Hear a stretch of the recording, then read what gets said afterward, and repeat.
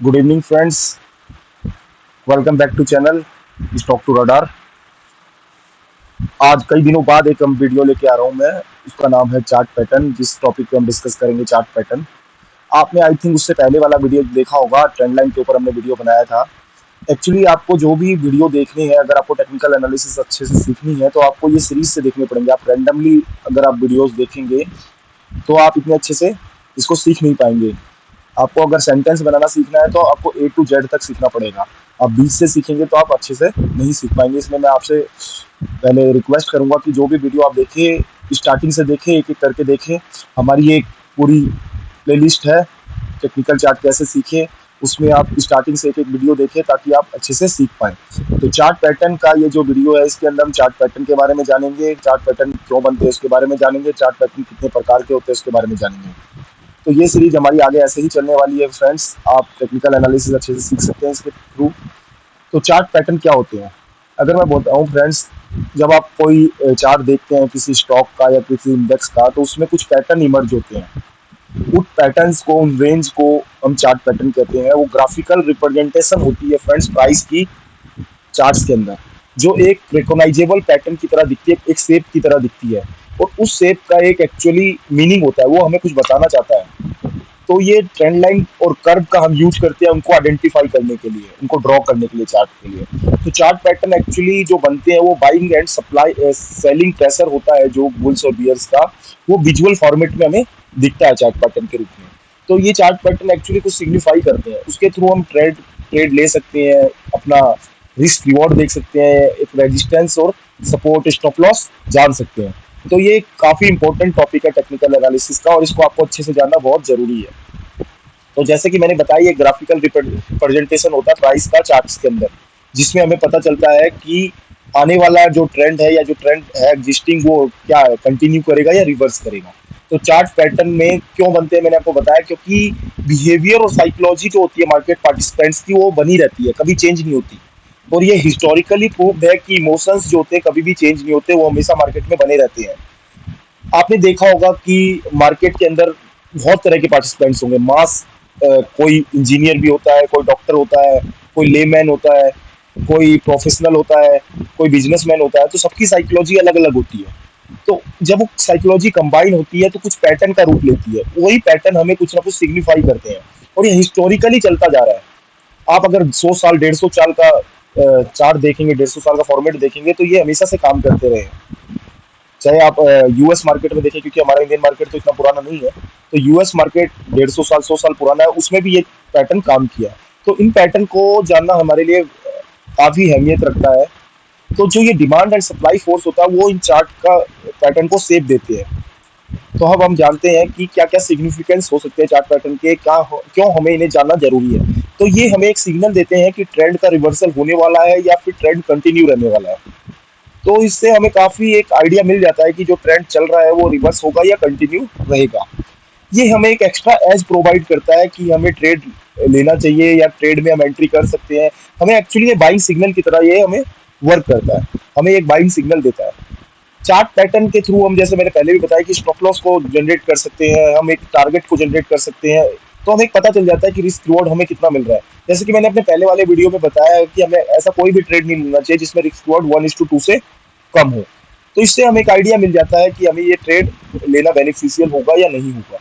तो ये एक रूल बेस्ड ट्रेडिंग की पॉसिबिलिटी के लिए बहुत ही जरूरी है। चार्ट पैटर्न के थ्रू हम एक रूल बेस्ड ट्रेडिंग कर सकते हैं। चार्ट पैटर्न की हेल्प से हम एक रूल्स बना सकते हैं, क्योंकि ऑलरेडी डिफाइंड है। हर चार्ट पैटर्न का एक रूल होता है, हर चार्ट पैटर्न का एक फिक्स रिवॉर्ड होता है जो मिनिमम एक्सपेक्टेड होता है।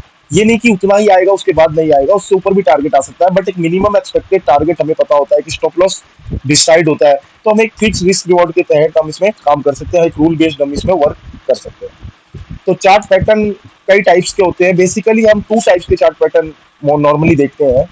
एक होता है रिवर्सल चार्ट पैटर्न और एक होता है कंटिन्यूएशन चार्ट पैटर्न। जो रिवर्सल चार्ट पैटर्न होता है, जैसे कि उसके नाम से ही हमें पता चल रहा है कि ये चार्ट पैटर्न तब इमर्ज होता है जब कोई पॉसिबिलिटी होती है ट्रेंड की रिवर्स होने की, जब चेंज होता है ट्रेंड के अंदर, ट्रेंड चेंज होने वाला होता है, तो ये रिवर्सल चार्ट पैटर्न इमर्ज होते हैं।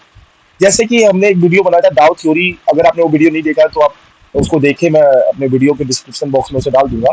बहुत ही इंपॉर्टेंट टॉपिक है डाउ थ्योरी। तो उसमें मैंने जैसे कि बताया था कि मार्केट के डिफरेंट टाइप के फेज होते हैं, जिसमें accumulation phase, distribution phase, markup phase और मार्कडाउन फेज होते हैं। तो रिवर्सल चार्ट पैटर्न जब होता है तो जनरली वो एकुमुलेशन और डिस्ट्रीब्यूशन फेज के अंदर बनते हैं।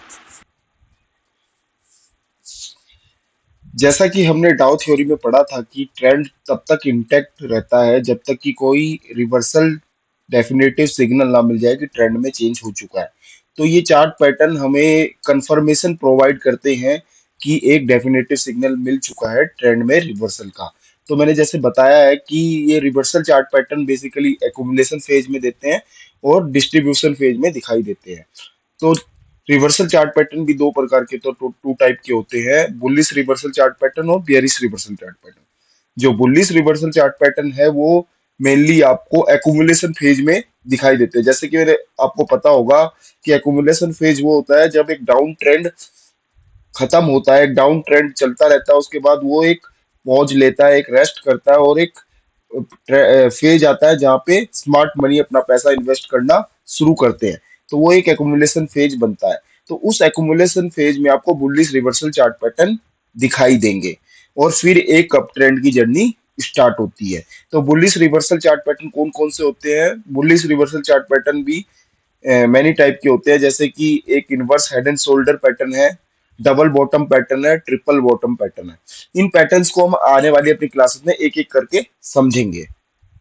उसके बाद बियरिश रिवर्सल चार्ट पैटर्न की बात करूं तो मैं, ये डिस्ट्रीब्यूटन फेज जो होगा उसमें दिखाई देंगे। इसमें क्या होता है कि जब एक अप ट्रेंड होता है, अप ट्रेंड के बाद मार्केट एक डिस्ट्रीब्यूशन फेज में आता है जहाँ पे स्मार्ट मनी अपना पैसा विड्रॉ करते हैं, स्टॉक्स को बेचते हैं। तो उस समय पे ये एक रिवर्सल पैटर्न दिखाई देता है और उसके बाद एक डाउन ट्रेंड की शुरुआत होती है, मार्कडाउन फेज की शुरुआत होती है। तो ये कौन कौन से पैटर्न होते हैं? ये होते हैं head and shoulder pattern, double top pattern और ट्रिपल टॉप पैटर्न।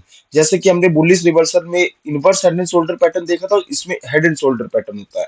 उसमें हमने डबल बॉटम पैटर्न देखा था, इसमें डबल टॉप पैटर्न होता है। उसमें ट्रिपल बॉटम देखा था, इसमें ट्रिपल टॉप पैटर्न होता है।